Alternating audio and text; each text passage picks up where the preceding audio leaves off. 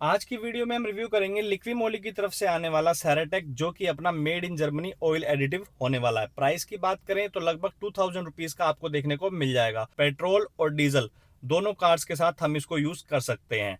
Use कैसे करना है, जब भी आपने अपनी गाड़ी की सर्विस करवानी है, इंजन ऑयल के साथ मिक्स करके अपना सैराटेक को डाल देना है। अब करते हैं 5 बेनिफिट्स की बात, जो कि कंपनी क्लेम करती है इसको यूज करने से आपको क्या फायदे मिलने वाले हैं। सबसे पहला, इंजन के जितने भी मूविंग पार्ट्स के बीच फ्रिक्शन होता है वो कम होएगा। दूसरा, वियर और टीयर से आपको प्रोटेक्शन प्रोवाइड होगी। तीसरा, आपका इंजन स्मूथ रन करेगा। चौथा, कुछ हद तक आपको माइलेज में भी इंक्रीमेंट देखने को मिल सकता है। फिफ्थ और लास्ट, एक solid ceramic protection layer provide करता है, जिसकी लाइफ आपको 50,000 किलोमीटर तक देखने को मिल सकती है। पहले हम इसके अंदर नया इंजन ऑयल डालेंगे, एयर फिल्टर चेंज करेंगे, स्पार्क प्लग क्लीन करेंगे। नया ऑयल डालने के बाद इंजन कितना नॉइस कर रहा है उसकी डेसिबल में रीडिंग लेंगे। साथ ही साथ इंजन वाइब्रेट कितना कर रहा है उसकी भी रीडिंग लेंगे। रीडिंग लेने के बाद फिर सैराटेक को डालेंगे।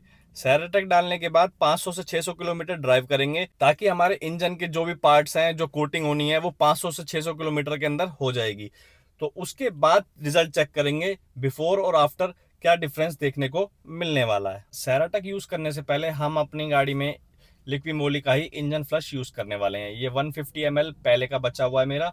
जो इसकी फुल कैन आती है वो 300 ml की आती है। 6 लीटर के अराउंड आपका जो इंजन ऑयल कैपेसिटी होती है उसमें काम कर देता है। हमारी गाड़ी में 3.1 लीटर आता है, तो 150 ml से काम हो जाएगा। हर किसी को इंजन फ्लश यूज करने की जरूरत नहीं है। जो भाई लोग फुली सिंथेटिक ऑयल यूज करते हैं, 8 से 9,000 किलोमीटर के बाद ऑयल चेंज करवा लेते हैं और 10 से 11 महीने के अंदर ऑयल चेंज करा लेते हैं, उन भाई लोगों को कुछ खास नीड नहीं है इंजन फ्लश को यूज करने की। मैं सिर्फ एक प्रोसेस बता रहा हूँ। अगर आप सर्विस डिले करवाते हो या फिर आपका टाइम पीरियड ज्यादा हो जाता है, जैसे 10-11 महीने में नहीं करवा पाते, 1.5 साल या 18 महीने लग जाते हैं, तो आपको इंजन फ्लश यूज करने की नीड है। इंजन फ्लश का काम ये रहने वाला है, जितने भी इंजन के अंदर हमारा स्लज डिपॉजिट होगा ना, पुराने ऑयल का जो ग्रीस जम जाती है, उसको ये लूज कर देता है, जो कि हम पुराने ऑयल के साथ ही यूज करने वाले हैं। ऑयल ड्रेन करेंगे, जो स्लज हमारा वो रिमूव हो जाएगा। उसके बाद सैराटेक की कोटिंग अच्छे से हो पाए, इसलिए इंजन फ्लश यूज करना जरूरी है। किन भाइयों को यूज करना है आपको समझ आ गया होगा। इंजन फ्लश को यूज करने के लिए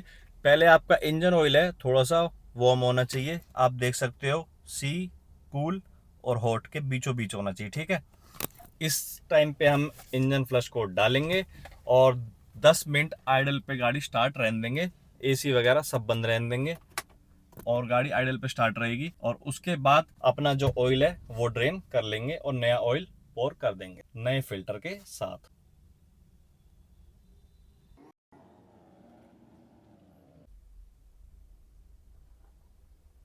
अब जैसे टाइम हो रहा है 3:22, 3:32 तक इसको स्टार्ट रहने देंगे गाड़ी को। कोई रेस नहीं, कोई कुछ नहीं, बस इस तरीके से छोड़ देना 10 मिनट के लिए।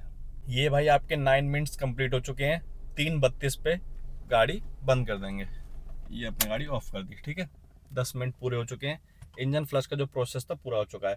अगर किसी भाई के दिमाग में ये डाउट आ रहा हो कि भाई हमें कितनी क्वांटिटी में यूज़ करना है, हमारा जैसे 3 लीटर है, आपने 150 ml यूज़ करा है, तो भाई मुझे कोई खास नीड नहीं थी। 150 ml भी सफिशियंट था। मैं भाई प्रॉपर टाइम से सर्विस कर लेता हूँ। मैंने सिर्फ इंजन फ्लश आपको किस तरीके से करना है ये करके बताया। जब आप 300 ml की कैन लोगे, आपको नीड है, तो आप 3 लीटर से लेकर 6 लीटर अगर आपके इंजन ऑयल की कैपेसिटी है, तो उसमें आप पूरी बोतल पोर कर सकते हो। मतलब 3 लीटर में भी आप 300 ml की कैन डाल सकते हो। अब बात करते हैं, जैसे हमारी गाड़ी में 3.1 लीटर इंजन ऑयल आता है, तो हमने जो कैपेसिटी रखी है देख सकते हो 3 लीटर से हल्की सी कम जा रही है। 3 लीटर के अराउंड है ये पूरा पूरा, ठीक है। उसमें हम जो इसकी क्वांटिटी यूज करेंगे, ये दे रखा है 6% डालना है 1 लीटर के अंदर, तो 60 ml डालना है 1 लीटर में। तो 3 लीटर में सीधा सीधा इसका हो गया 180 ml।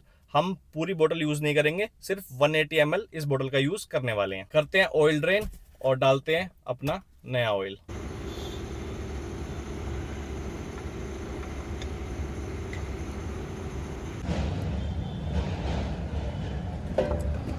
डाल दे इसके अंदर।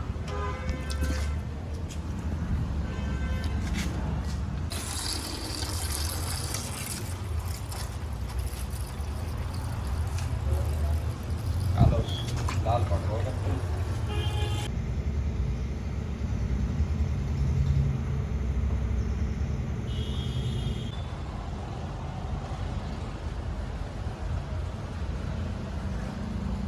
तो भाई इंजन ऑयल कर दिया चेंज, ऑयल फिल्टर भी चेंज कर दिया, एयर फिल्टर भी चेंज कर दिया, स्पार्क प्लग भी क्लीन कर दिए। लेकिन अभी हमने जो हमारा सेरेटेक है ये हमने नहीं डाला। उससे पहले हम दो रीडिंग लेंगे, एक वाइब्रेशन की और दूसरी नॉइस की। तो वाइब्रेशन के लिए आप फिलहाल देख सकते हो जैसे थोड़े से हिलेंगे 2.3 और 2.5 के बीच स्टेबल है। जैसे हम थोड़े से हिलते हैं तो ये रीडिंग देखो बढ़ जाती है एकदम से, ये देखो। ठीक है, तो इंजन में एक फ्लैट जगह रख के देखेंगे ये 2.3 और 2.5 से कितनी ज़्यादा बढ़ती है। नॉइस डिटेक्ट करता है कि कितनी आवाज़ आ रही है, डेसिबल में यूनिट आ रही है। ये आपकी एवरेज लेके चलेंगे यहाँ से। जैसे इंजन बे में रख देंगे इसको कहीं साइड में, फिर यहाँ से रीसेट करेंगे और इस पर फोकस करना आपको। AVG एवरेज पे 59-60 चल रही है जैसे यहाँ पे। अब मैं शांत होऊंगा तो ये कम हो जाएगी, ऊपर देखना। तो इस तरीके से आपको मेन फोकस बीच वाली पे करना है, AVG पे, एवरेज पे। तो देखते हैं नॉइस क्या है और साथ ही साथ वाइब्रेशन क्या शो कर रहा है। तो भाई गाड़ी स्टार्ट कर देते हैं। ठीक है, RPM स्टेबल हो चुके हैं। देखते हैं क्या नॉइस आ रही है, क्या वाइब्रेशन आ रही है।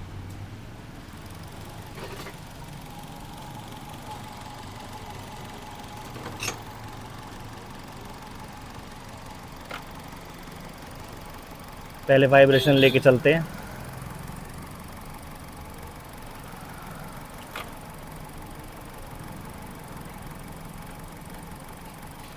फोर 4.3, 4.4 और 4.5 ये नोट करने की चीज़ है। उसके बाद आते हैं हम अपने नॉइस पे, और जो इसकी नॉइस नोट करने वाली है यहाँ से एक बार वो कर लेते हैं रीसेट। यहाँ से आप चेक कर सकते हो 67।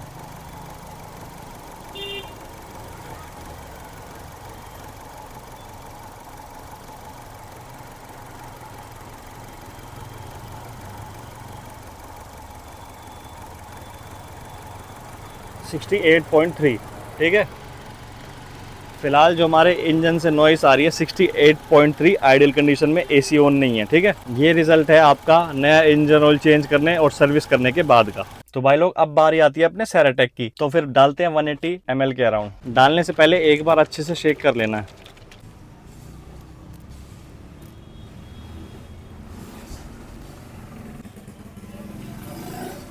तो भाई 180 ml के अराउंड हमने डाल दिया है। बाकी जो बचा हुआ है इसको हम बीजर चलाने के बाद डाल लेंगे। चाहें तो हमारा जो गियर बॉक्स है, अगर मैनुअल गियर बॉक्स है आपकी गाड़ी में, उसमें भी डाल सकते हो। ऑटोमेटिक में कई गाड़ियों में वेट क्लच होती है, उसमें यूज नहीं करना। बाकी अगर मैनुअल है तो आंख बंद करके डाल सकते हो। ये आपकी रीडिंग देख सकते हो, 1,08,227 किलोमीटर चली हुई है हमारी गाड़ी। ट्रिप 0 भी कर देते हैं और यहाँ से रीडिंग भी नोट हो गई है। A ट्रिप 0 और ये B ट्रिप 0, A और B दोनों ट्रिप 0 कर दिए हमने।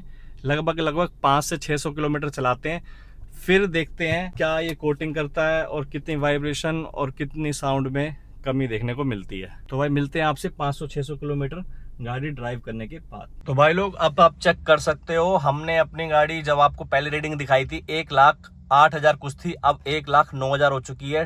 ट्रिप A और ट्रिप B भी देख सकते हो, 912 किलोमीटर हमने ड्राइव कर ली है। ये ट्रिप B और ये ट्रिप A। ठीक है, 912 किलोमीटर हमने ड्राइव कर लिया है। 912 किलोमीटर ड्राइव करने के बाद मैं आपको मेन 3 मेजर डिफरेंस बताऊंगा जो मुझे फील हुए हैं। सबसे पहला इनिशियल पिकअप, जब CNG है, जैसे हमारी गाड़ी में CNG है। ठीक है, CNG में इनिशियल पिकअप गाड़ी उठाते थे ना, इंजन में वाइब्रेशन ज्यादा थी, स्टीयरिंग तक वाइब्रेशन मुझे फील होती थी। जैसे 3 सिलेंडर गाड़ी होती है, AC ऑन है, आप उसको उठाओगे, चाहे नई ब्रांड न्यू गाड़ी हो, उसमें भी आपको स्टीयरिंग पे वाइब्रेशन फील होएगी। उस वाइब्रेशन में मुझे 70 to 80% रिडक्शन देखने को मिला है। अगर आप 3 सिलेंडर गाड़ी है आपके पास तो आपको सेरेटेक बिल्कुल प्रॉपर यूज करना चाहिए हर तीसरी सर्विस के बाद, मेरे अकॉर्डिंग। अब बात करते हैं दूसरे मेजर डिफरेंस की। जैसे हिल स्टेशन पे क्या होता है, जहाँ प्लेन रोड पे तीसरे गियर में हमारी गाड़ी ड्राइव होनी है, वहां हमें हिल स्टेशन पे सेकंड गियर पे चलानी पड़ती है।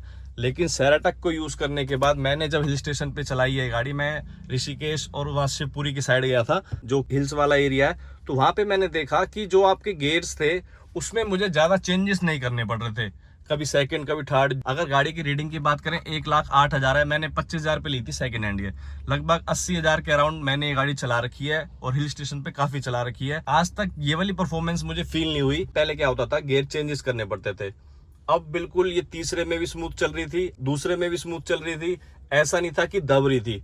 इंजन काफी अच्छा परफॉर्म कर रहा था जब कार हिल्स पे अपवर्ड चढ़ रही थी। तीसरा जो मुझे डिफरेंस देखने को मिला है, जैसे आपकी गाड़ी क्या होता है 2000 आरपीएम या 1500 आरपीएम के आसपास गाड़ी थोड़ी सी दबने लगती है, थोड़ा पिकअप उस टाइम पे कम लगता है कभी कभी।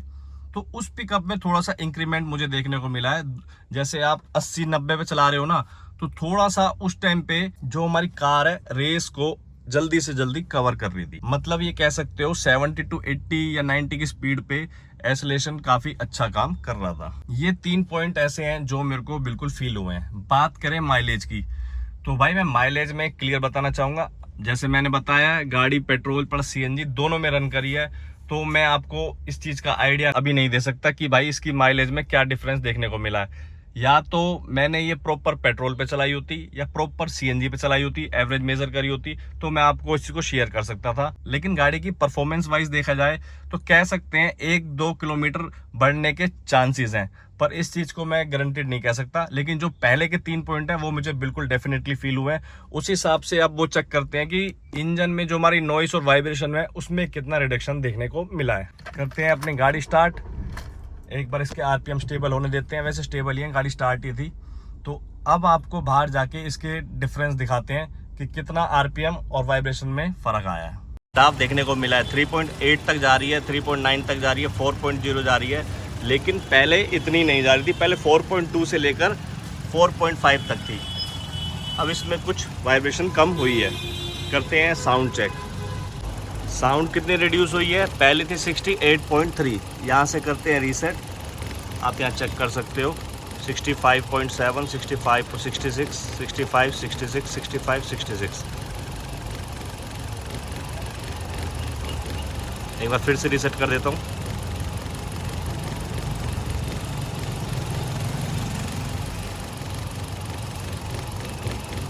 तो 66.1 जो कि पहले थी 68.3, तो नॉइज़ भी कम हुई है और वाइब्रेशन भी इंजन की कम हुई है। एक बात और बताना चाहूँगा, आपकी डिपस्टिक में ये 2 पॉइंट होते हैं, एक और दूसरा ये ऊपर, ये लो लेवल है, ये मैक्सिमम लेवल है। आपका हमेशा ऑयल सेराटेक मिक्स होने के बाद जो ये वाला होल है ऊपर वाला, इससे नीचे ही रहना चाहिए। ठीक है, आप देख सकते हो हमारा इससे थोड़ा सा ही नीचे है।